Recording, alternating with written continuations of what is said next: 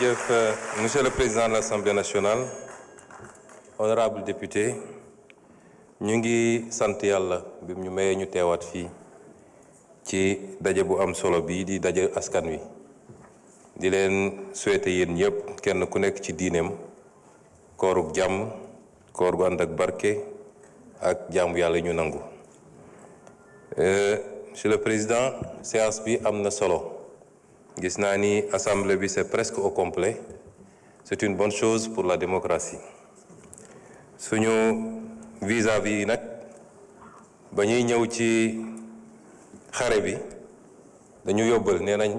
cooki bi warul am koloj warul am kuntaaba nañ ko rafetal kon ñun ñëpp nañ ko rafetal donte weeru rafetal la ñu nekk. loolu mooy démocratie ndax wax ju ñaaw amu fi place xam-xam moo fi am place loolu la ñu mus a woote ñun. laaj nañu ci li jëm ci Maroc may dalal xel yi ni Maroc lañ ca war a def yépp def nañ ko. Son Excellence le Président de la République li mu waroon def ak naataangoom def na ko man mii li ma waroon def ak sama naataango Premier ministre bu Maroc def naa ko ministre des Affaires étrangères def na li mu waroon def. ba ci ministre de la justice ñu nemmeeku nag ni mbir mi dafa mel ni dafa weesu mbirum sport ndax mbir dañ koy wax ñu koy ñaawlu di ko naqarlu ndax diggante ñaari réew yi bu dee liñ ci wax moo ci am waroon na demee neneen ndax sport ak passion ñoo ànd ñoom réewu Maroc defe naa lu yàggul rek ci Jeux olympiques yi passé seeni supporters envahir nañu ab stade fële ci France ba ñu arrêté match bi lu mat 2 heures de temps ba bañ koy reprendre en huis clos la woon te dégguma ñu ne tëj nañ leen fa ay kaso ay 1 an ak ay 6 mois mbir mi ni mu doxee rafetut ci diggante ñaari réew yu am relation yoo xam ne ñëpp xam nañ ko. L'histoire retiendra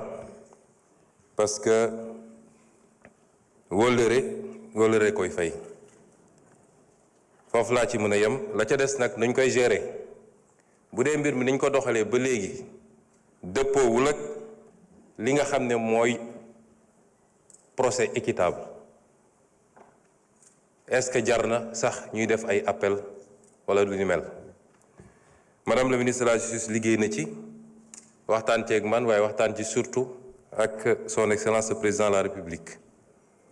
mu jox ko ay ndigal bu dee ñoom ci li nga xam ne mooy seen sañ-sañ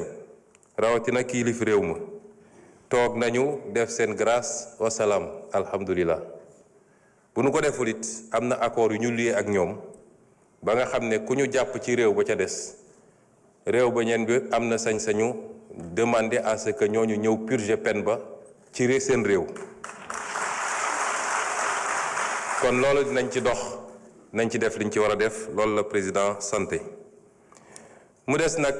yu mel nii bu amee ñëpp dañ ko war a gérer ak tey ak dal parce que gis naa sax ay manifestation am naam naqar am na ci ay njaboot waaye ñu fàttali ni réew mu nekk dafa am souveraineté ci réewam nun du ñu jël ay bazooka dem Maroc xeex ak ñoom ne leen ni ngeen àttee du yoon wala libéré leen suñuy nit fi may wax ak yéen tembe am na ay doomu Maroc yoo xam ne ñu ngi fii ci suñuy prison gën saa gàtt lim nañ ci juróom benn yoo xam ne ñu ngi fii ci ay prison au Sénégal te waa Maroc mënuñu ñu forcer ñu baleen réew mu nekk dafa am souveraineté ñu nangul ko kon yooyu bu amee nañu xam ni ñi war a def nañu lu ñu war a def yépp te nañ ko continuer def bu soobee yàlla ñuy masaw nag famille yépp te ci liñ ci xam ñu ci bari ci ñoom ay borom kër lañu ci fan yi wala ci semaine bi dinaa yónnee ci turu gouvernement bi ay ndimbal ñu jàppale seeni njaboot ci weeru koor gi. laaj nañu ci li jëm ci UCAD defe naa ministre wax na ci lim ci war a wax yépp waaye ma dellu si ci incident yi Sénégal léeg-léeg dañuy doxee émotion te réseaux sociaux yi xaw ko yóbbaale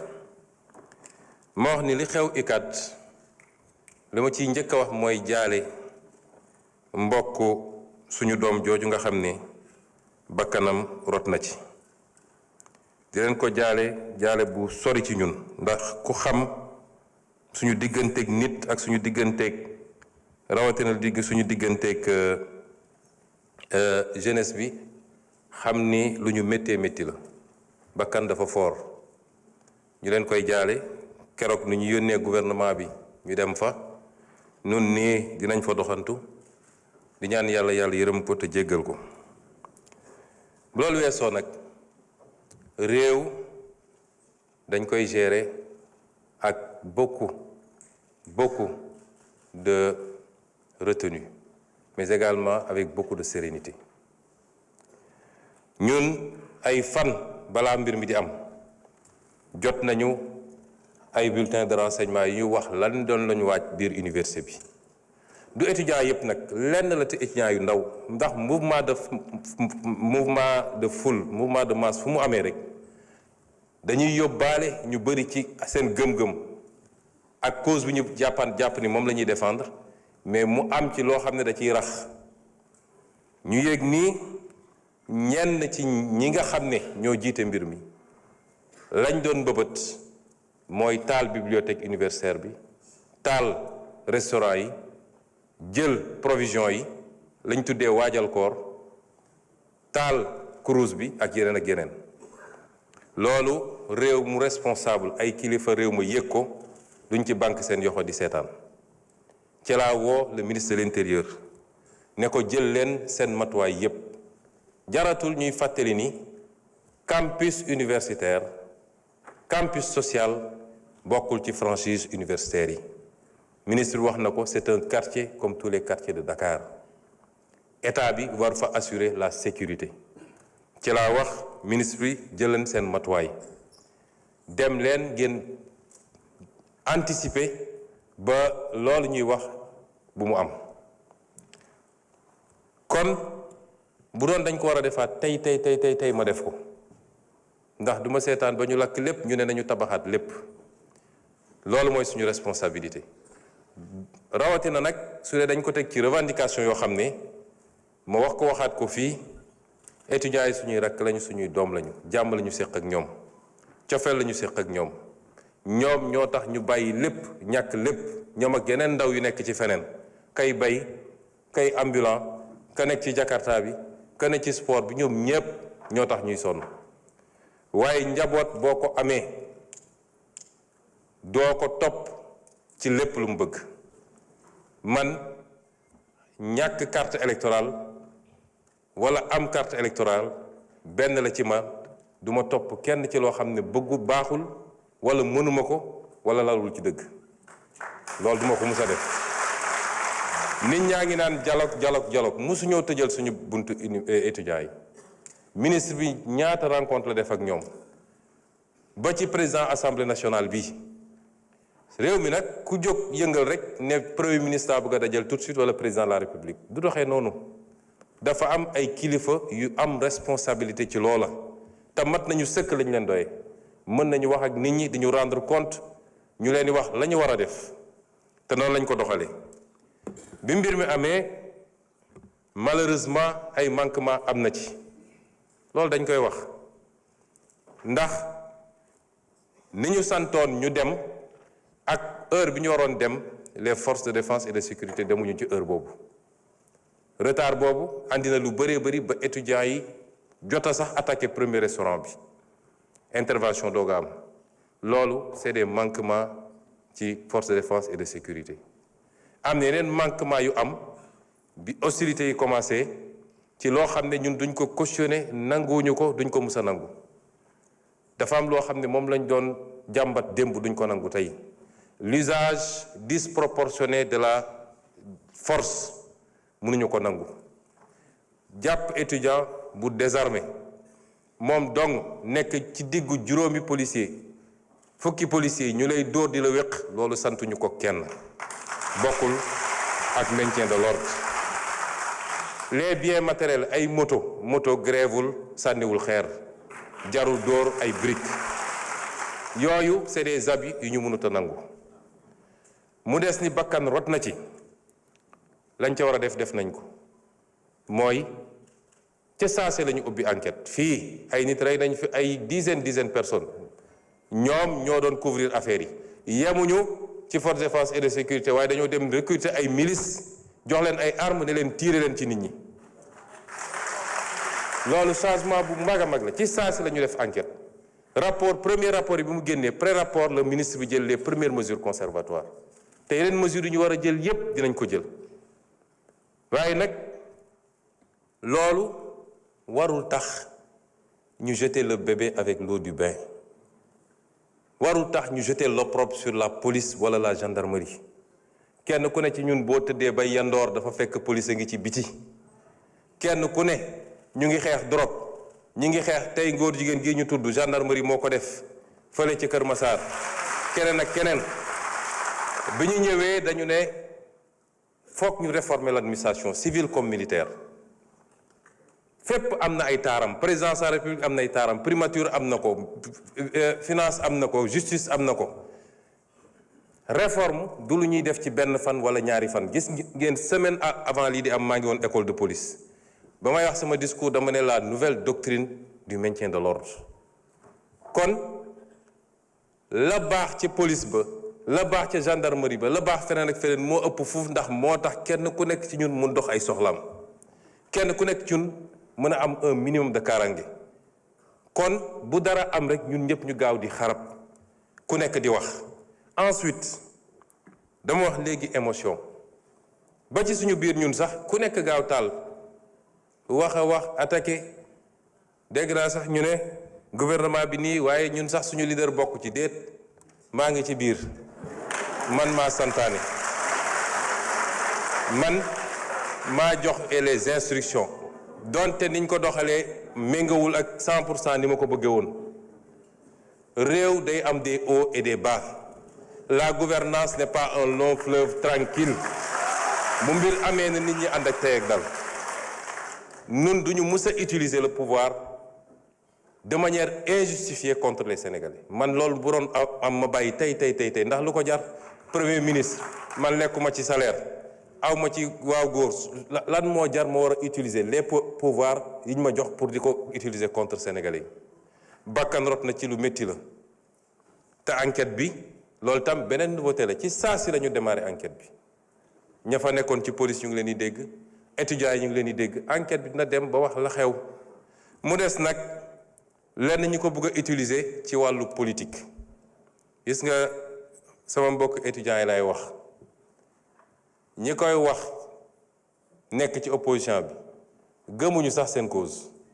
bi mu amee ñenn ñi naan maa ngi yóbbu diwlin ak kii ndax étudiants yi lekkatuñu dem leen continuer yóbbu diwlin dem leen continuer yóbbu ceeb lenn rek moo leen ci intéressé mooy est-ce que ce lien idyllique bi am diggante Ousmane Sonko ak jeunesse bi dañ na wala dañul loolu rek leen ci intéressé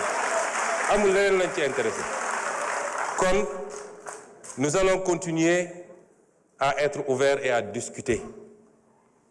mais damay am lii wala ma taal université bi duñ ko nangul kenn luy jaadu dinañ ko def lu jaadu ñu ne lii mënul nekk ensuite dinañu renforcer la sécurisation de l'université jox naa ndigal ministre de l'Intérieur mu defal ma étude jox ma rapport sur la possibilité d'avoir un commissariat dans le campus social parce que c'est un quartier comme tous les quartiers dinañu envisager aussi des mesures pour xool nu ñuy délocaliser soit l'université ou une partie de l'université parce que 25 000 étudiants nga bëgg leen parquer fii loolu dina jafe le ministre de l'économie ak le ministre de l'enseignement supérieur ñu ngi ciy liggéey ci des modèles yoo xam ne amaana du coûter dara état bi te dinañu xool su dul université bi yëpp yenn amphi ñu délocaliser leen dans de meilleures conditions de travail mais les réformes qu'il faut faire pour que l'université ne meure pas pour que l'université continue à être une université performante pour que les étudiants puissent étudier dans les meilleures conditions dinañ ko def la ca des nag état bi dina jël matuwaayam xale boo xam ne jàng rek moo la tax a jóg te bëgg ngaa jàng def sa ñeenti at jóge ci université bi boo ñëwee di nga jàng weer wu dee di nga jot sa bourse nañ la subventionné nga lekk fukki dërëm nga ndékki 150 nga añ ba suur loolu état bi dina ko continuer garantir aux étudiants dans les meilleures conditions. mu des nag la ñu wax ci mbirum góor jigéen defe naa ñaar ñi ci wax kenn ki moom il est téméraire waaye du ma ko tontu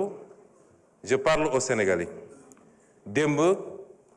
saisir naa moi-même le président de l'Assemblée nationale pour transmettre ko le projet de loi.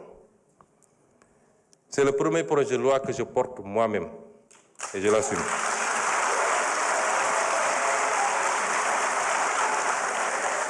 dañu wax ni li tax criminaliser ñu ko loolu ñi mu intéressé woon ñu koy xeex mën nañ ci waxtaan ku mu intéressé wul woon démb tey amoo droit wax ci tu es disqualifié ñooñu mu intéressé woon nag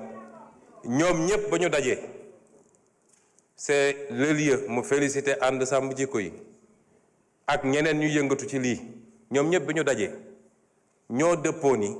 mën nañu am lu ñu bëgg en restant le truc au niveau de délit mën nañu am lu ñu bëgg wala lu ko gën sax moo tax projet bi ànd sàmm jikko yi déposé dañ ko bàyyi ci délit projet bi ma def te sukkandiku ci loolu ak leen luñ ci yokk dañ ko bàyyi ci délit lañ ca bëgg nag dinañ ko am ba mat sëkk. ñi ciy wax ci opposition ma wax leen lu leen ci tax a jóg bu ñu jógee dañuy dem seeti seen leurs maîtres occidentaux ne leen waxoon nañ leen ñi ñu bon lañu gis ngeen kii nañu ñi ngi réprimer les homosexuels ñun li ñu bañoon def ñoom ñu ngi koy def dañ koy politiquer foofu ci occidentaux yi ak ci lobby yi loolu la ñuy def gëmuñu sax li jëm ci loolu su dee temps bi dina ko article 319 toute personne qui aura commis un acte contre nature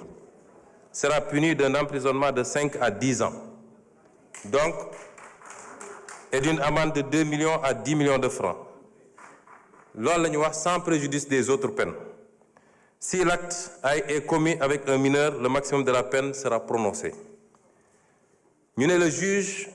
ne pourra prononcer le sursis ni réduire l'emprisonnement au-dessous du minimum de la peine prévue à l'alinéa 1 du présent article. loolu verrouillé nañu juge bi ba moom ci boppam mënatul bàyyi nit mu dem ni mu tuuti 5 ans yi dina ko wax ni mu tuuti kon loolu soxla woo criminaliser pour am ko ñu teg ci ni tout acte sexuel ou à caractère sexuel entre deux personnes de même sexe constitue un acte contre nature ñu définir ko mësuñu koo définir tout acte sexuel ou à caractère sexuel entre deux personnes de même sexe ou tout acte sexuel à caractère sexuel commis par une personne de l'un ou l'autre sexe sur un cadavre humain ou un animal. Toute personne qui aura fait par l'un des moyens énoncés à l'article 248 l'apologie d'un acte visé à l'alinéa 3 du présent article sera punie d'un emprisonnement de 3 ans à 7 ans et d'une amende de 500 000 à 5 millions. loolu newuloon ci loi bi weesu mooy apologie man bi may nekk député ànd sàmm jikko bi ñëw gis ma. dama leen ne loi bi ni ngeen ma ko andilee doyaguma parce que une loi ne doit pas créer de l'insécurité juridique te loolu dinaa ci dellu si ma ne leen en tant que député du ma ko wote moo tax boobu wotewu ma ko woon suñ ko toggaatee nag ba mu mel ni mu war a mel kenn du ma ci njëkk ñu tegaat ni kon apologie bi ñay def la ñuy def dugg ci internet bi wala góor yu daje sol seen marinière def seeni truc am na ku ma ne ndax taaje boon bokk na ci loolu la ñu wax ne loolu bokkatuñu ensuite ñu ne constitue l'apologie d'un acte contre nature toute représentation publique par la parole, l'écrit, l'image, le geste, le son ou par tout autre procédé quelconque tendant à promouvoir l'homosexualité, la bisexualité, la transsexualité, la zoophilie, la nécrophilie ou toute autre pratique assimilée. foofu dañu am nañu jàpp ne dañoo def dugal ci ay détails homosexualité dafa ëmb lépp bu dee bu jigéen bi la ñuy wax lesbianisme bu dee bu góor ñu ne gay wala xam lan donc su ñu nee homosexualité yóbbu na loolu yépp ñu ne toute personne qui aura financé ou appuyé le financement mosu cee bokk parce que xam nañ ni li gën a aggraver affaire bi mooy xaalis bu bëri bi ci gars yi di distribuer ci la ñuy appatee xale yu bëri ba ñooñu mujj nekk nag ay habitués li ñu wax ci feebar bi beneen affaire la ay yeneen loi ñoo ko criminaliser yeneen loi ñoo ko pénaliser kuy transmettre feebar volontairement am na yeneen loi yu ko pénaliser loolu du rek diggante ñi ñuy tuddee borom ñaari tur yi waaye diggante hétérosexuel sax nit mun na dem di transmettre volontairement moo xam góor la moo tax jigéen la moo tax il faut ñu détacher ko ñu ne donc toute personne qui aura financé ou appuyé par quelque moyen que ce soit une personne, un groupe ou une activité en vue de promouvoir ou de magnifier l'homosexualité, la bisexualité, la transsexualité, la zoophilie, la nécrophilie ou toute autre pratique assimilée sera punie des peines prévues à l'alinéa 5 du présent article. Toutefois, n'entrent pas dans le champ d'application du présent article les actes accomplis par les structures et organisations de santé dûment agréées dans le cadre des politiques de santé. loolu tam dafa am ñoo xam ne seen liggéey ci loolu la màcc ñooñu mënuñ leen boole ci loi bi may profité nag di wax ak nit ñi li xew ci réew mi rafetul nekk di génne ay bulletins de santé jàmbur le statut sérologique des gens ñooñu léeg-léeg dañoo am njaboot seeni doom ñemeetuñu dem école ce qui se passe dans ce pays-là est inadmissible. Instruction, secret de l'instruction amatul diggante enquête bi parquet juge d'instruction tous les PV sont dans la rue kan moo jox nit sañ-sañ mu ne diw am na cancer wala am na sida wala am na lii et ça ana procureur dañu war a interpeller tout de suite ñu koy def c'est des familles qu'on est en train de détruire par l'irresponsabilité de quelqu'un boo xam ne peut-être moom la mais doomam il n'a pas demandé ça léegi bu demee école ñu ne kii papam moo dafa am sida est-ce que moom amul sida au nom de quoi on le fait ak ñi nga xam ne dañoo jàpp ni ñoom la yàlla wàcce pour ñoom ñu wax ci lii ñoom dong am na ci ñu jàmbaar macha allah am na ci ñu ëppal moo tax am na ci kenn koo xam ne bi ma déggee ñu ne jox nañ ko sécurité dama ne ministre de l'Intérieur dama jëli sécurité bi parce que kenn sant ko muy génne ay liste di joxe ay turu jàmbur nañu waxante dëgg lii c'est une prérogative régalienne état ak ses structures ñoo koy gérer waaye xam naa liste beeg te suñu la nee andil preuve doo ko andil loolu tegul fenn nañu bàyyi loolu.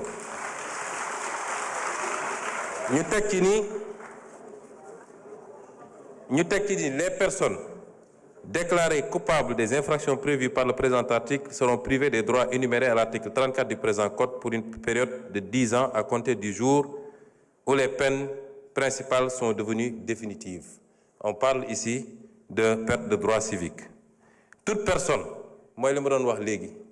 qui aura dénoncé par l'un des moyens énoncés à l'article 248 l'un des actes prévus au présent article sans en apporter la preuve sera punie d'un emprisonnement de 2 à 5 ans et d'une amende de 500 000 à 2 millions. Parce que duñu permettre aussi du rek dénoncer sans preuve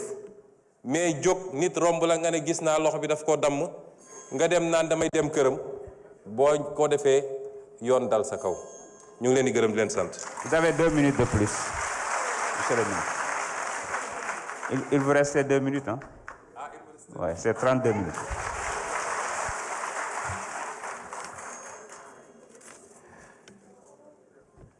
kon li ma ci wax léegi rek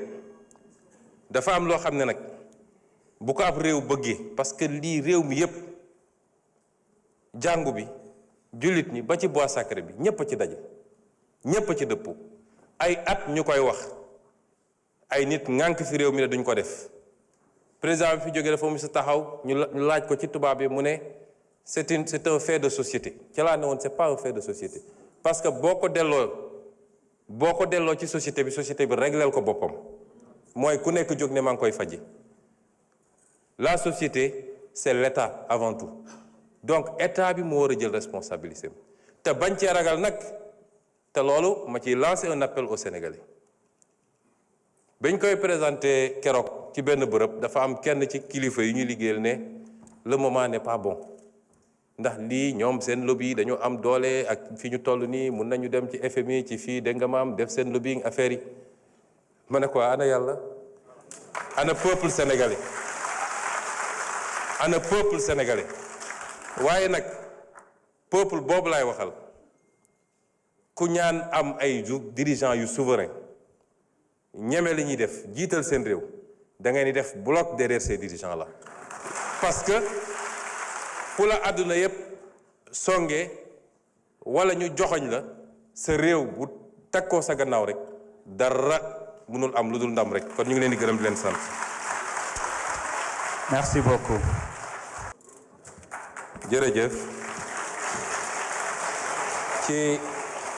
ci ñetti poñ wala ñeent rek yu ma kii ma daw rek ko ci mottali li ma waroon a wax ci parce que dafa am député bu wax ci criminalisation mais loolu ay sémantique la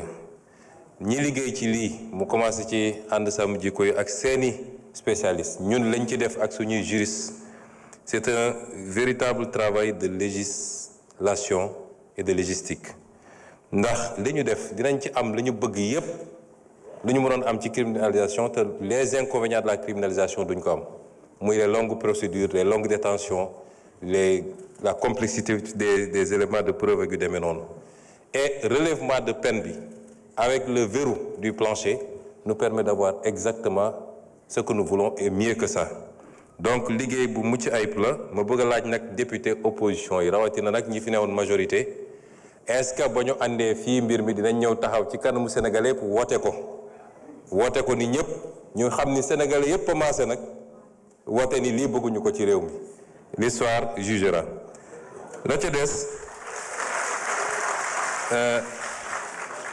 la ca des honorable Anta xam nga dañoo nekk ci weeru koor te opposition bi dañu woote jàmm nañu def jàmm jéey yow sama nijaay nga waaye yaa ngi tooñ sama beneen nijaay ndax waaye jur honorable Anta sama nijaay la kon nañu kii rek weeru koor gi ñu tàppe rek même après weeru koor gi sax jàmm rek moo baax ci Sénégal xam naa ni dinaa jottali honorable Anta sa demande d'audience au président Diomaye namm nga ko peut-être dina la recevoir ngeen waxtaan ndax mi ngi ci dëkk bi bis bu ne nit ñi gis ko xam naa ni nag amaana kiiwul ñaareel bit bu ngeen nee dem naa Maroc ñëw andiwuma gaaya man xam naa ni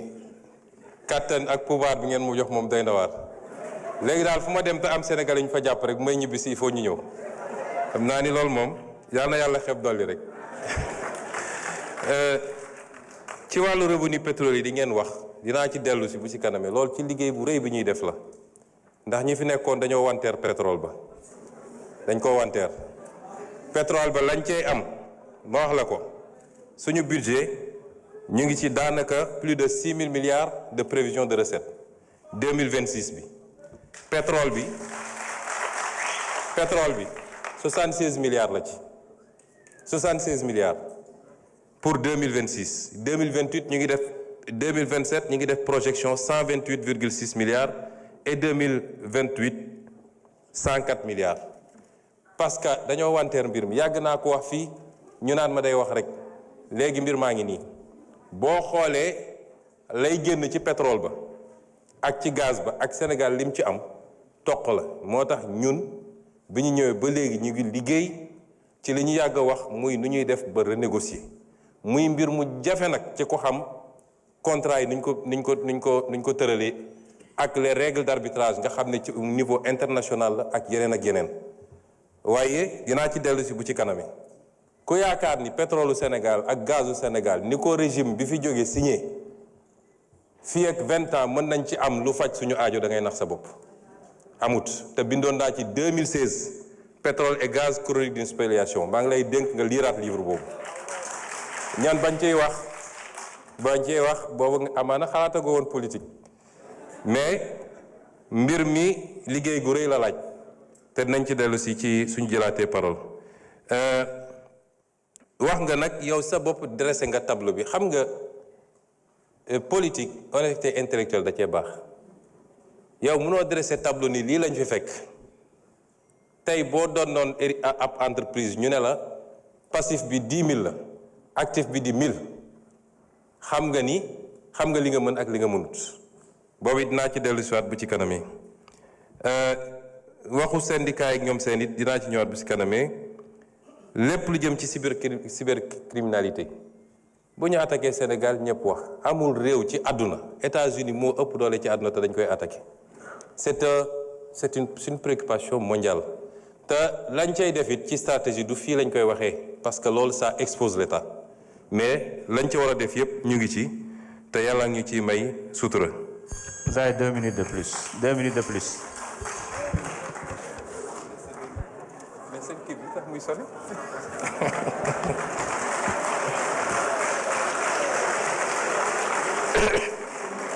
wax na it ci li jëm ci mbirum Starlink loolu it réew mi il faut mu dox ci ubbeeku rek parce que loo gis dafa am ñu ko séq gis naa ay syndicats yu ci wax ci ay boîte yoo xam ne yu am solo la ci réew mi ñuy féliciter monsieur le ministre Alioune Sall ci liggéey bi ndax yéene gi mu am ci Sénégal rek te xam connectivité li mu mën a jur ci koom ak ci information ba ci éducation ba ci santé tey am nañu programme santé yoo xam ne par exemple le dossier patient unique qui est l'un de nos plus grands projets nga xam bu ñu ko terminer tout le dossier du patient sera unique et informatisé mais bu dee dem nga Ziguinchor parce que sama dëkk rek laa ñëwee cité fii fekkoo fa connexion dossier patient unique mënul dox donc yooyu la ñu am yéeg-yéeg moo tax mu ne mbir mi nañ ko baral nañu seet ay solution maintenant bu dee am na ay préoccupation ndax li fi nekkoon it lu ñu war a aar lu ñu war a sàmm la ay boîte la yoo xam ne ñu ngi ci réew mi di participer ci koom-koom bi ay milliers de personnes di ci liggéey moo tax ñëpp dinañ leen déglu ba xool mbir mi nuñ ci amee solution boo xam ne kenn ku ne diñ ci gis sa wàll bu soobee yàlla ci li nga xam ne nag lu lalu ci dëgg la moo tax dinañu am ouverture moo xam syndicat la moo xam am na ay documents yu ma jot yoo xam ne opérateur téléphonie yi ñoo ko bind am na observation yu ñu ci def yoo xam ne jàng naa ko dinaa leen déglu ñu waxtaan ci parce que noonu la ñuy tabaxee des consensus forts muy intérêt ñëpp ñun amuñu intérêt société yooyu daanu parce que Starlink mënul créer emploi yi ñoo ñu créer directement mais indirectement mun na créer des milliers d'emplois au Sénégal aussi parce que day yombal collectivité bi te ñëpp xam nañu collectivité vecteur d'emploi la donc loolu it nañ ci déglu ñëpp et enfin la sécurité routière. Merci. Le mot d'ordre que j'ai donné au ministre mooy de la fermeté la vie humaine est sacrée la vie humaine man barki démb rek dañ gis benn accident ci saa si laa ko ne ko ça ne peut pas continuer bés bu ne ñu ne la tel type. Merci. nangami nit dee na ci loolu mënuñu koo nangu. Merci. C'est la responsabilité de l'État.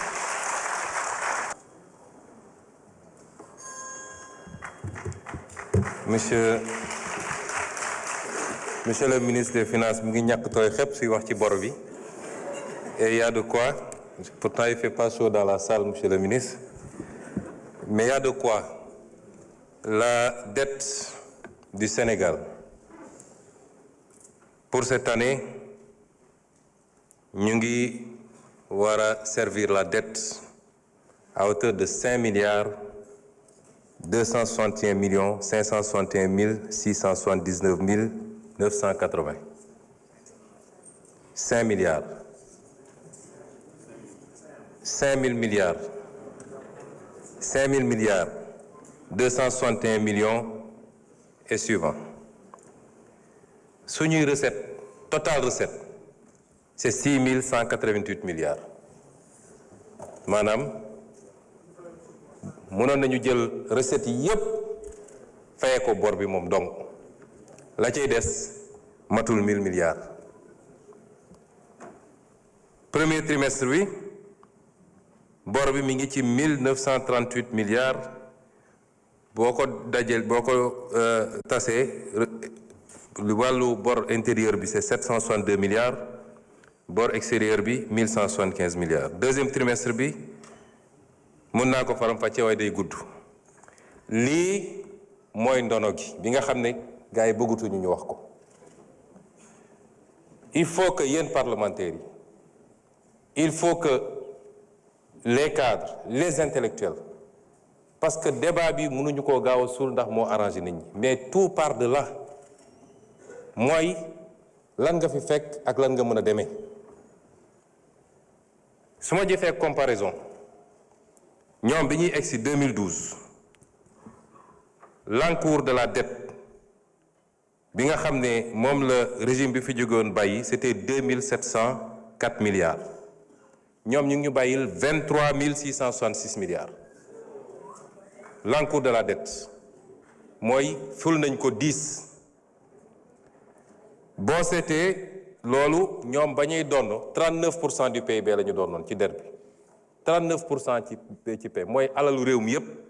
boo ko dajalee bor bi fanweer ak juróom-ñeent la woon ñoom ñu bàyyil ñu fi 119% du PIB loolu ngeen fi bàyyi de c'est-à-dire dañoo posé ne réew mi ba ko piégé ko ba kenn xamatul ñu ba ko lii c'est des statistiques du lu ma inventé mi ngi fii ci ministère des finances ku dem génne ko soo xoolee ñun suñu encours de la dette ma ne 23 milliards 666 ñoom ñu doon noon juste à peine 2700 milliards kon lii mooy dono gi ñu déclaré woon 74% de taux d'endettement ñu ñëw gis 119%. boo seetee différence bi 7667 milliards bu ñu làq la léegi au moins kenn werantetul loolu bi ñu ci njëkkee wax def conférence de presse lu ne dégg naa ko fi lu ne mais tey kenn mënul taxaw ne bor bu ñu làqoon amul 7667 milliards fan la ñu dugal 7667 milliards yi lu bokkul ak bor bi yépp nag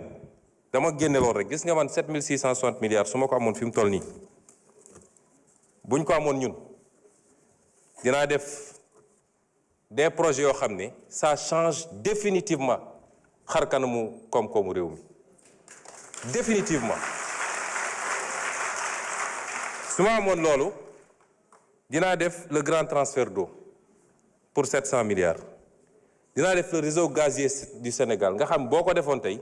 gaz bi ñu jëlee ko fa mu war a jógee depuis le nord tasaare ko fépp mu fekki industrie fekki centrales yi fekki lépp loolu li muy changé ci réew mi kenn xamul nu mu toll. Immédiatement le pays devient compétitif les entreprises se délocalisent nga liggéey dinaa def les agropoles dans leur nouvelle version pas seulement ay bâtiments pour def de l'industrie mais ñu commencé ci production dinaa def les agropoles dinaa terminer l'agropole sud pour 186 milliards dinaa def l'agropole centre pour 304 milliards dinaa def sax les autres agropoles dinaa def le pré-Ferlo nga xam ne boo ko defoon tey tout le Ferlo changé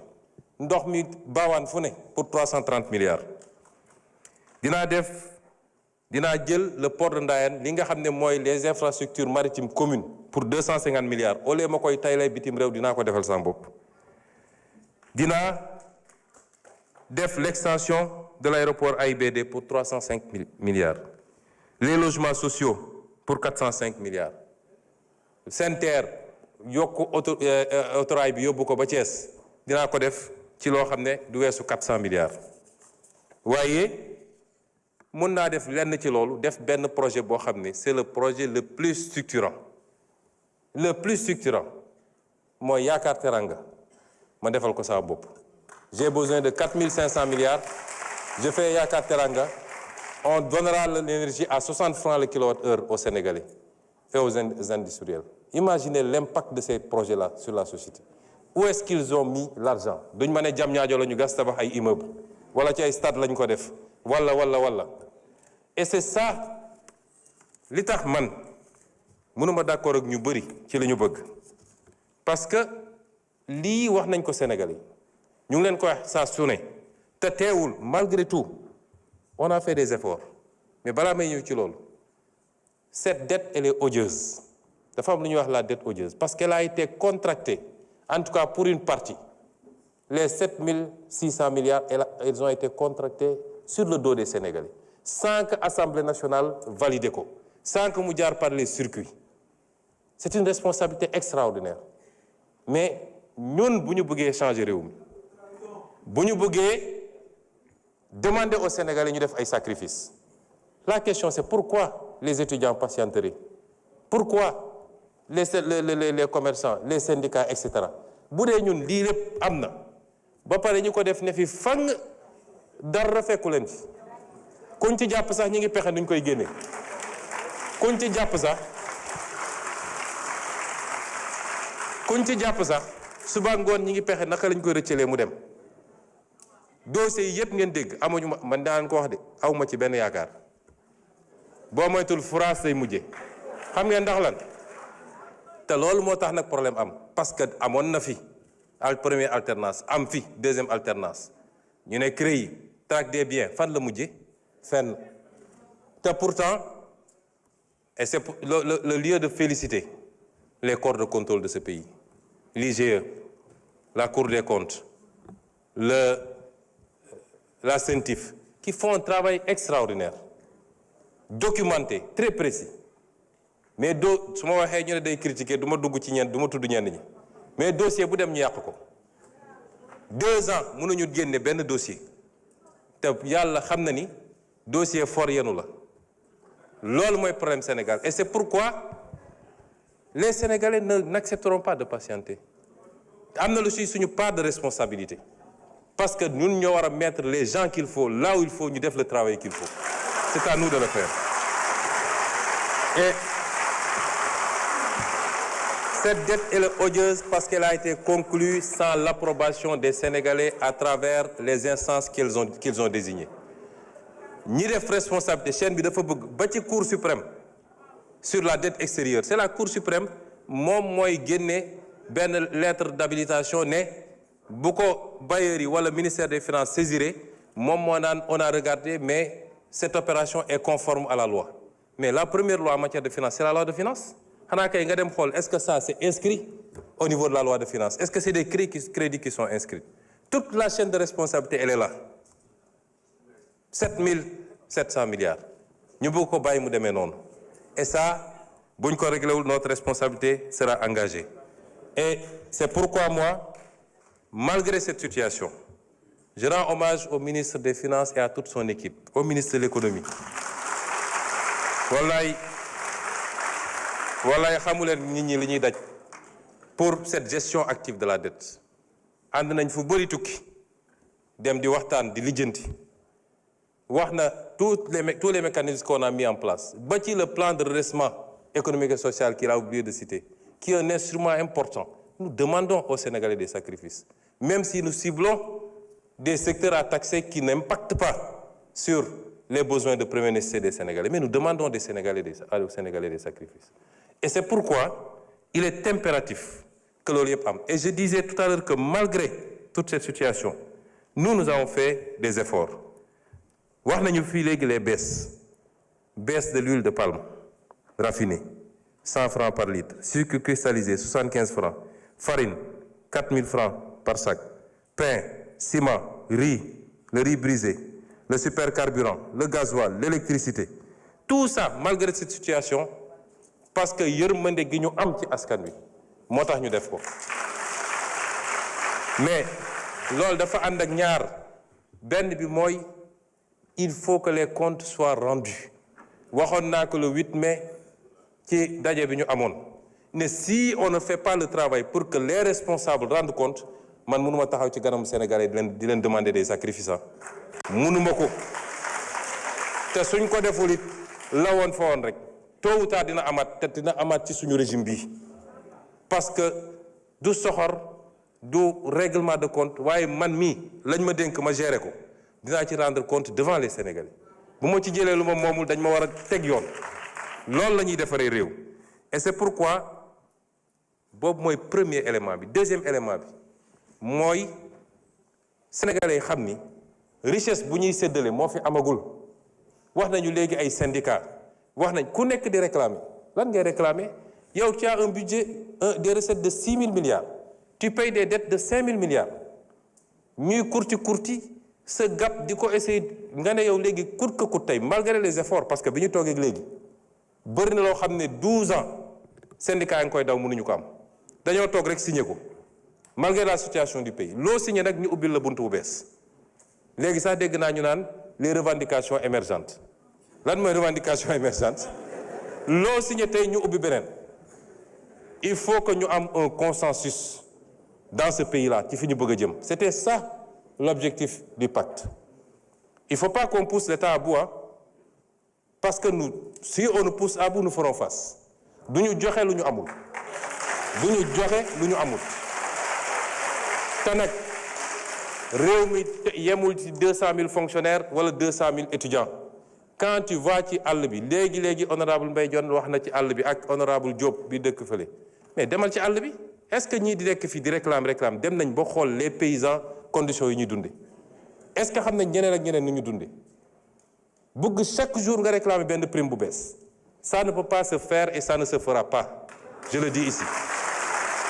nañu takk suñu ndigg ñu liggéey ñu construire ñu bâtir la richesse d'abord xam ni dañoo am un gap une dette abyssale à payer soit on paye cette dette soit on ne la paye pas on est à défaut on va à la restructuration te ñëpp d'accord nañu restructuration baaxul ci réew mi 90% d'accord nañu ni notre position est la bonne mais qu'est-ce qu'on veut il faut qu'on chasse ce qu'on veut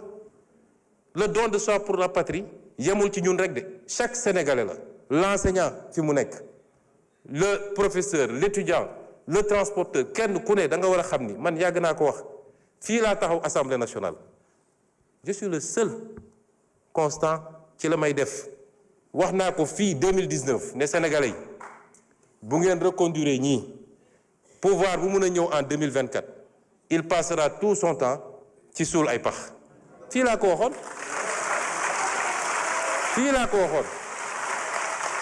tey ñu toll ci suul pax nag foofu la ñu toll ñun ñëpp ku nekk na jël pelle ñu suul pax bi teewul nag on fera les efforts qu'on doit faire ma daaneel ci foncier bi ci collecte arachide bi ma jox leen ay misaal yu ndaw ñoom ñii di wax arachide 2022 2021 67 000 tonnes la ko Sonac ko collecté 2022 129 000 tonnes 2023 22 000 tonnes 2024 12 000 tonnes 2025 ñun suñu premier collecte 155 000 tonnes 10 fois plus que ñoom seen collecte et cette année on est déjà à 190 000 tonnes 190 000 tonnes te campagne bi jeexagul c'est vrai vers le nord jeex na presque vers le centre mi ngi waaj a jeex dégg naa la complainte des gens du sud département de Vélingara Bignona ak ñoom seen les 2 mois à venir Sonacos foofu lay déployer wu dinañu jënd li ñu mën a jënd yépp ça n'a pas été facile mais on est en train de faire des efforts extraordinaires lu bokkul ak jiw bi lu bokkul ak engrais bi lu bokkul ak yeneen yi ñu def yépp ñu ngi def des efforts extraordinaires tey relancé nañu toutes les lignes de production ñun bi ñuy egsi seen usines yépp a taxawoon depuis 2 ans la première année le DG de la Sonacos a relancé toutes les usines te ci année bii dinañu renouveler les lignes de production à neuf pour Kaolack ak pour Ziguinchor et dinañu relancer la production à Diourbel. Merci. kon ñun il reste 2 minutes. nañ ko dugaloon cette fois-ci.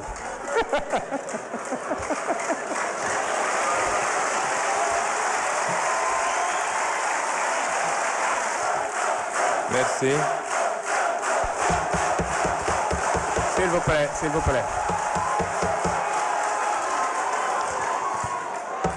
S'il vous plaît. S'il vous plaît. Merci, Monsieur le Président de l'Assemblée nationale. Vous me permettrez, comme j'ai 20 minutes, je ne pense pas que je vais épuiser les 20 minutes, mais je vais terminer sur les réponses que j'étais en train d'apporter lorsque le temps précédent s'était écoulé, relativement toujours à la campagne agricole. Parce que souvent, une certaine opposition essaie de se greffer à toutes les causes pour en faire des causes politiciennes. Aujourd'hui, tantôt c'est les étudiants ou c'est le monde rural. Je me suis rendu effectivement dans le monde rural en tant que Premier ministre. Je ne pense pas que sous vos régimes, les premiers ministres l'auraient fait. J'ai pris contact directement avec le monde paysan, que je connais très bien. Je me suis solidarisé et je me suis expliqué. Nous avons hérité d'un pays qui est ce qu'il est, mais des efforts substantiels ont été faits. li ci gën a gàtt rek mooy tey boo demee ci kaw gi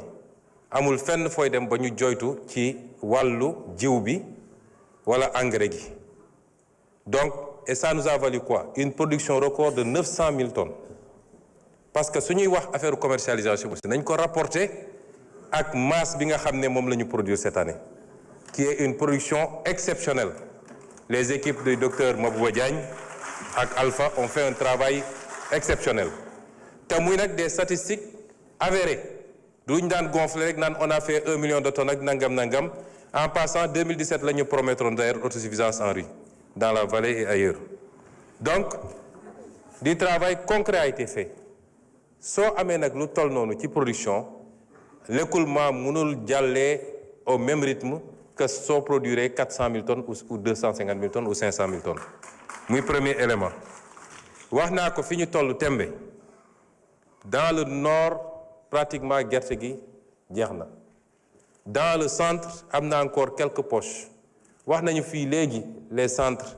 les points de collecte bi ma demee ci àll bi maa njëkk a interpellé monsieur le ministre du commerce ci les points de collecte am na quelques problèmes problème bu amee dañ naan am na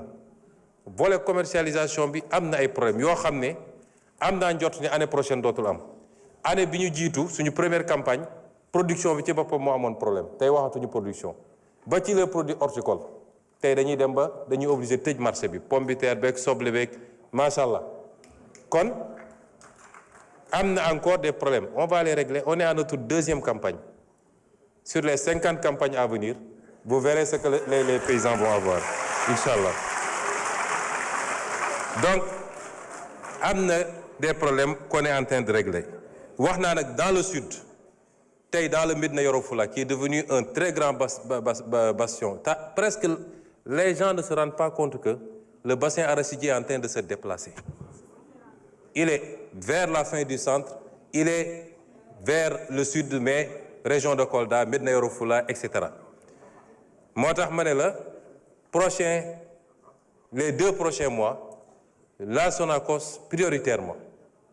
on est confronté à un problème de financement def nañu effort avec la BOAD on a mobilisé 50 milliards supplémentaires jox 28 milliards les opérateurs pour fay leen ñu mun leen dem jël les 23 milliards ou les 22 milliards restants jox ko Sonacos ñu ngi continuer ci rythme boobu pour appuyer 450 000 tonnes yi fan la jóge ba ma demee maa ne comme commercialisation bi yéex na les gens avaient pollué en disant qu'on a interdit l'exportation on n'a jamais interdit l'exportation on a mis une taxe à l'export de 40 francs sur le kilo mu andi woon jiixi jaaxa ça aussi on le fait pour protéger un peu et le producteur nga xam ne moo ne ci naaj bi di sonn waaye ñeneen ñooy bénéficier wu ci affaire bi et pour protéger également nos industriels pour ñu mën a am gerte les gens sont allés dire que dañu télé exportation daaw la ñu bloqué woon exportation bi vers la fin on a libéré ren on n'a jamais interdit l'exportation ces mêmes exportateurs sont venus me voir ils nous disent vous ouvrez les exportations on achète 300 000 tonnes avec la taxe may leen à condition que ngeen dem jënd ci point de collecte yi pour qu'on soit sûr que vous avez acheté au prix bi ñu arrêté woon ñu d'accord loolu on a enlevé la taxe de 40 francs loolu la ñu ma demandé woon j'enlève la taxe de 40 francs ils ont pris l'engagement d'acheter 300 000 tonnes au jour d'aujourd'hui ils ont acheté 5 000 tonnes 5 000 tonnes la ñu jëndagum qu'à cela ne tienne j'ai dit à la Sonacos est-ce que am nga capacité stocker 450 000 tonnes mu ne ma effectivement ma ne ko été stock de tourteaux et cetera du poser problème ñu non am nañu capacité bi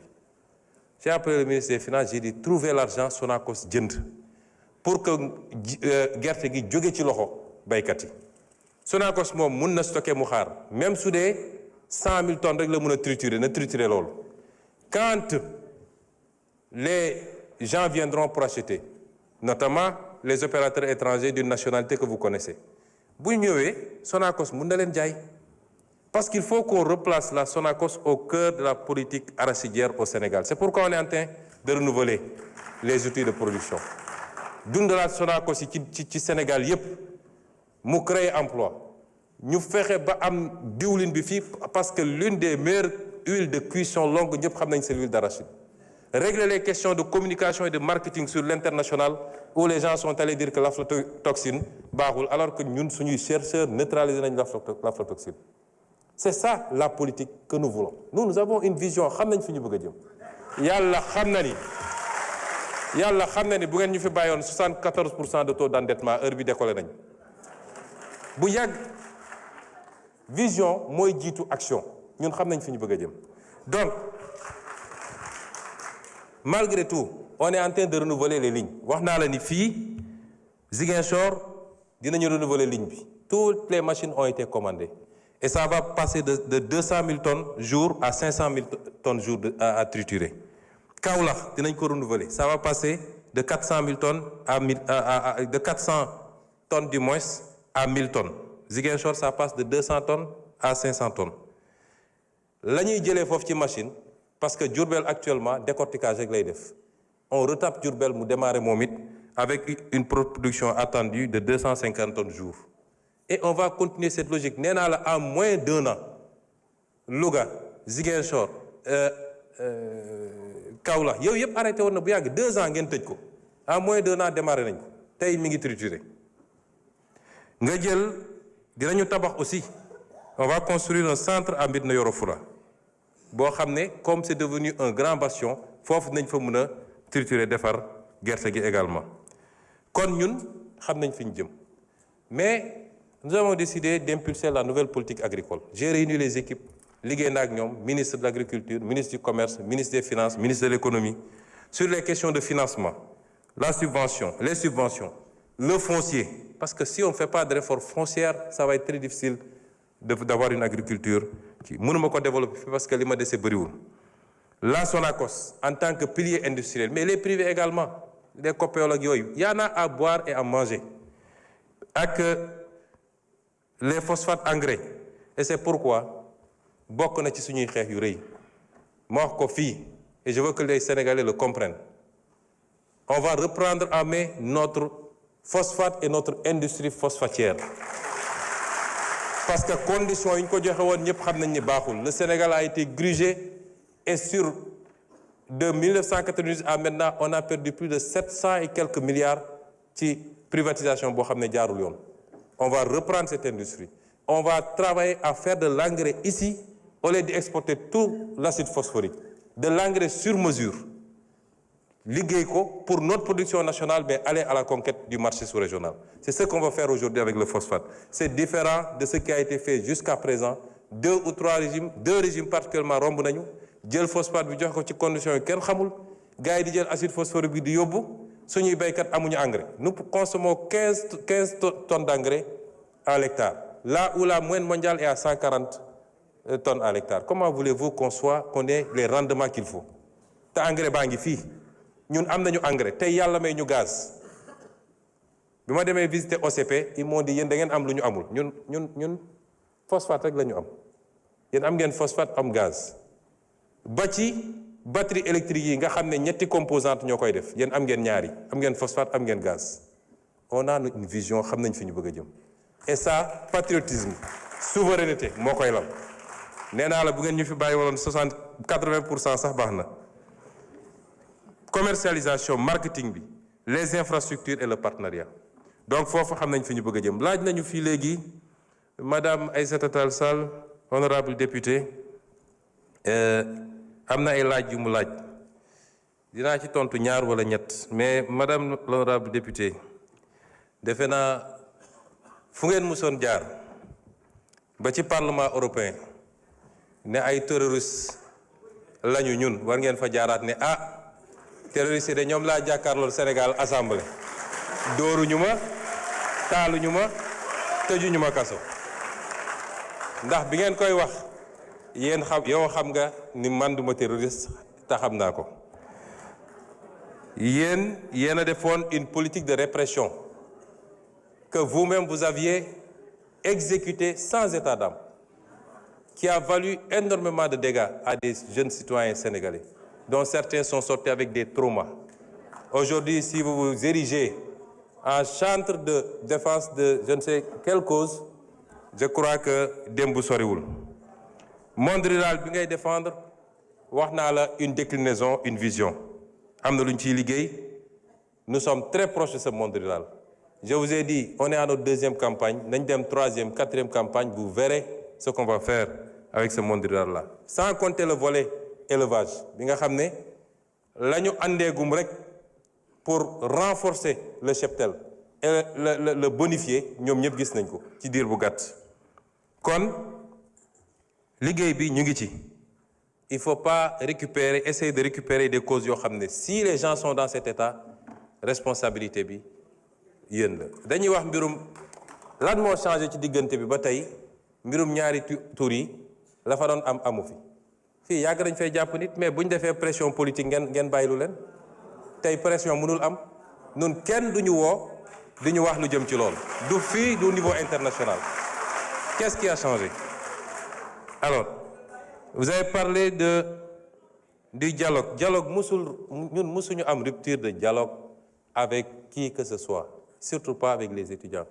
Dialogue yaa ngi am ministre baa ngi convoqué mi ngi recevoir mi ngi wax nee nga la ñu ubbiwaat université bi ba xanaa da nga lire communiqué bi université bi ubbi nañ ko ba je comprends pas.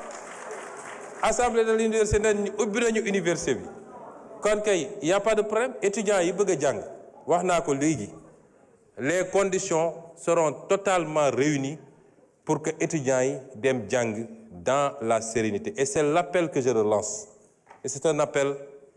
du grand frère pour ne pas dire du papa ndax man école publique bu yàqoo ma yàqule keroog dama génn gis sama doom ci kër ma ne ko looy def fii mu ne ma non dañoo grève quoi ma ne ko ban grève mu ne ma solidarité ak université ma ne ko yow léegi sa baay ngay xeexal doo dem jàngi kon ñun amuñu benn intérêt école bi yàqu benn intérêt le débat sur les rappels ou pas le problème de l'université est un problème structurel il faut ñu d'accord ni université il faut ñu réformer ko il faut ñu stabiliser ko yàgg naa am 94 vous étiez avec le régime socialiste xam nga fi mbir ni jaar ba ñu stabiliser cursus bi après première alternance mbir mu yàquwaat di yàqu ba egsi fii buñ ko bàyyee nii université si boppam moo dul amati Sénégal il faut qu'on fasse les réformes qu'il faut sans brutalité dans le dialogue et les échanges li am ñëpp am nañ ci responsabilité yéen yéen a fi tëj université bi 1 an loolu dafa impacté ba léegi 1 an yéen a ko tëj université bi ñu war a def ay rattrapage mbir mi Covid bi njëkk na fi ñëw andi problème ba ci les enseignants loolu yëpp dinañ ci waxtaan parce que bu waxtaanee yéen étudiants yi dañ la naan ñun dañuy jàng waaye du ñu am encadreur dañuy daw ci gannaaw pour am un encadreur suñu bëggee terminer suñu master bi et pourtant il y a des étudiants qui trouvent le temps d'aller encadrer ailleurs ñëpp dañuy toog ñu waxtaan ñu teg réew mi ci yoon réew dañ koy teg ci yoon ñu xam ni nii lay doxee te nguur goo xam ne lu yëngatu nga daw doo mës a defar réew doo teg réew mi ci yoon bi waaye nguur googu il faut moom ci boppam mu njëkk a góorgóorlu pour les bourses de sécurité familiale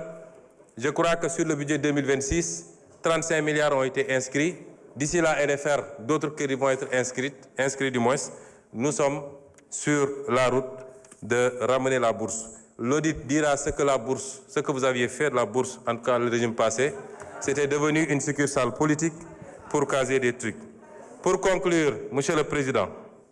je voudrais lancer un appel au peuple sénégalais nous sommes dans un monde à la croisée de chamboulements majeurs yàgg naa leen wax li borom xam-xam yi ci science politique di wax le piège de Thucydide mooy àdduna day dox étape bu nekk am ay changements tey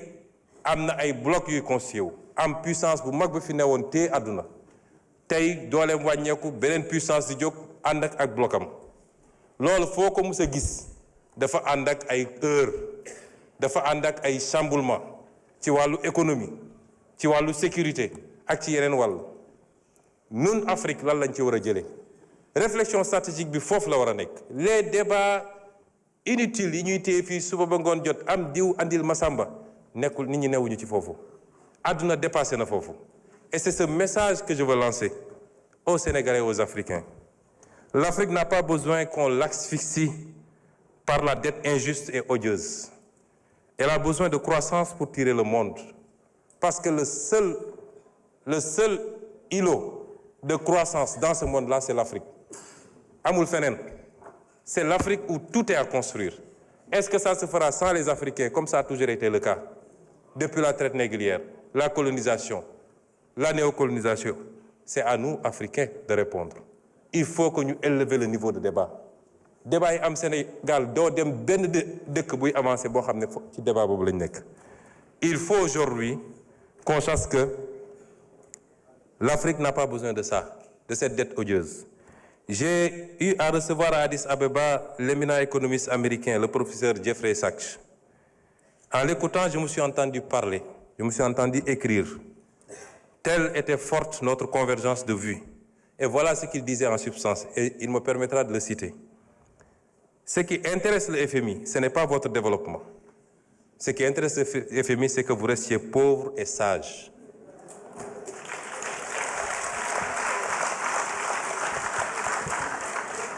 Le Sénégal et l'Afrique en général n'ont pas besoin d'annulation de la dette.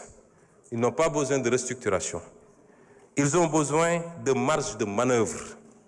Les créanciers doivent vous accorder un répit de 20 à 30 ans pendant lesquels vous ne vous préoccuperez pas du service de la dette. Vous n'avez pas besoin d'austérité, mais de croissance. Je crois que les 30 prochaines années seront pour l'Afrique une période de croissance économique extrêmement dynamique. La Chine a décollé en 1980, l'Inde en 2000, et c'est au tour de l'Afrique de prendre son envol. Il vous faut viser une croissance annuelle endogène d'au moins 10%, avec un effort particulier dans les domaines de l'infrastructure et de l'éducation.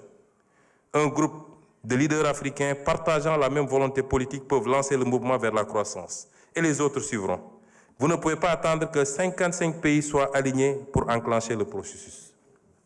Et je suis parfaitement d'accord avec lui. Et je pense que mon pays, le Sénégal, a aujourd'hui le leadership qu'il faut pour faire partie de ce groupe de pays africains. Je voulais dire aux Sénégalais que notre bataille a été d'abord une bataille pour la bonne gouvernance. Elle reste une bataille pour la bonne gouvernance. Mbuxum ak randal ak jël alalu réew mi jeex na ci réew mi su ma ko waxee nag tekkiwul ni amul man fa ma toog sa building administratif mënuma xam kenn ku ne li muy def ci bureau waaye buñ ci yéeg ñun kooku am na problème loolu jeex na ci réew mi. Notre bataille a été une bataille pour la souveraineté dafa am ay projets yu ma fi cité moo tax faw ma wax leen ko fii croissance à 2 chiffres dinañ ko def bu soobee yàlla te dinañ ko def suffisamment longtemps pour mu am les retombées qu'il faut et ñu mën a construire un développement. Nous allons reprendre notre gaz rawatina nag Yaakaar Teranga parce que ñoo ko moom te am nañu les bases pour reprendre ko on va le reprendre te buñ ko defee la may andi ci Sénégal kenn xamul nu mu toll. Je vous ai parlé du phosphate également et beaucoup d'autres secteur. Ci fan yi di ñëw dinaa def un point de presse spécialement pour rendre compte aux Sénégalais de ce qu'on a fait ces 2 dernières années sur les renégociations des contrats. Mais loolu pour mu am il faut que ñun ñu xoolaat suñu bopp ñun tam nañu xam ni on doit être des modèles. Sénégalais yi ñun la ñu fal il faut qu'on soit des modèles ci alal réew mi ni ñu koy gérer. ci les pratiques du passé yoo xam ne tax na Sénégalais yi suuroon politique kenn ci ñun faluñu sa famille faluñu sa soxna faluñu say rakk ak say mbokk l'affairisme d'État nañ ko moytu soyons exemplaires dans la gestion des affaires publiques nañu jublu ci liggéey te bàyyi. Vous pouvez conclure en 5 minutes. Il va conclure. Vous pouvez conclure. nañu jublu ci liggéey te bàyyi futilité yi parce que liggéey mooy permettre ñu éviter yenn yi nañu waxante dëgg yu bëri ñuy wax fii ñi ngi wax ci affaire ñaari tur yi ñi ngi wax ci xawma simol lañ ko tuddee maître Bamba si sa xam na ci dara wax nañu ci yu bëri yu am sax ci comportement ci réseaux sociaux ak feneen li ko andi mooy bëgg facilité. nañu dellu ci cette valeur fondamentale qu'est le travail parce que moo lay permettre nga dund gu nooy waaye jaamu yàlla la ci boppam nañu cultiver cette valeur fondamentale structurée autour du travail. Les résistances mënul ñàkk nous faisons face à cette hydre à multiples têtes je parle toujours du système mi ngi fii foo làmb ci administration foo làmb ci magistrature foo làmb feneen ak feneen di nga fa fekk lenn ci ñooñu waxuma ñëpp nag yoo xam ne tey ñi ngi galgal ñi ngi résister. Je rends hommage ici à madame Yacine Fall ci lii nga xam ne mu ngi koy def ci xeex chaque jour pour changer qualitativement la justice de ce pays, malgré les résistances yi nga xam ne mu ngi koy jànkontol. Ces résistances ne nous posent pas problème. Et je voudrais dire que nous ne démissionnerons jamais de ce travail. Je ne parle pas de démission du poste de Premier ministre. Ça n'est pas d'importance. Je veux dire qu'on ne démissionnera jamais de ce combat pour le changement structurel dans ce pays.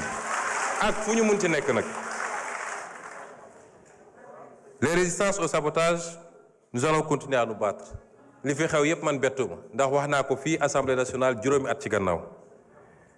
L'histoire de l'humanité rappelle que les révolutions qui marchent vers les destins promis, se heurtent à leur lot d'obstacles.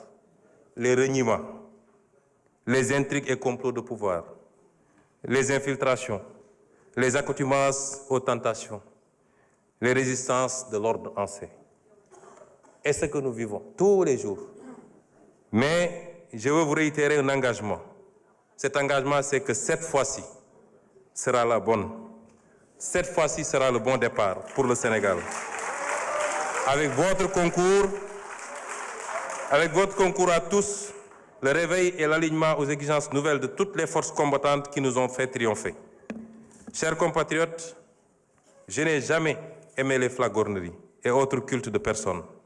J'ai toujours ignoré les expressions telles que Sonko est le gardien de la Révolution. Mais après 2 ans de combat acharné dans ce capharnaüm du système, j'accepte avec humilité.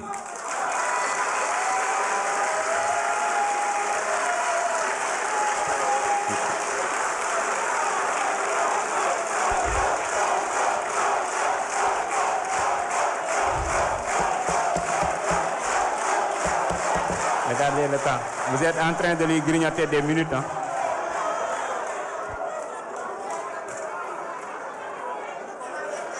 Après 2 ans de combat acharné dans ce capharnaüm systémique, j'accepte avec humilité. Oui, je suis le gardien de cette révolution.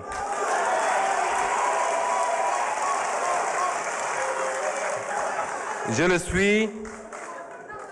dans la limite des moyens et pouvoirs qui sont les miens. Mais je le suis avec vous, des millions de Sénégalais d'ici et de la diaspora, qui n'ont pas oublié pourquoi tant de sacrifices, qui n'attendent de nous rien que la vérité, la droiture, l'éradication des tares d'un système honni et le don de soi pour la patrie. Je vous remercie.